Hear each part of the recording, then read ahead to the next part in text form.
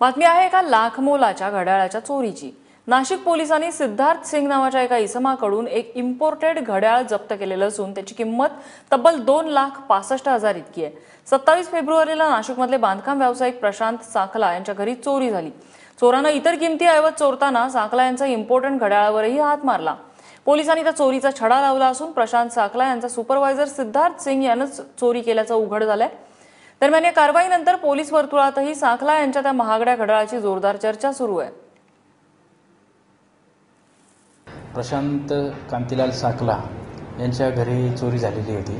त्या चोरीमध्ये एकूण 8 घड्याळे, सोन्या चांदीचे काही दागिने व इतर वस्तू गेलेल्या होत्या। यामध्ये आरोपी हा एक त्यांच्याच कुटुंबातील काम करणारा व्यक्ती होता। API देवडे यांनी सापळा रचून पकडलेला आहे। त्या पद्धतीची त्यांची खबर होती आणि त्यामध्ये एक 2,65,000 किमतीचे US ब्रँड लेमोनेस कंपनीचे घड्याळ मिळालेले आहे।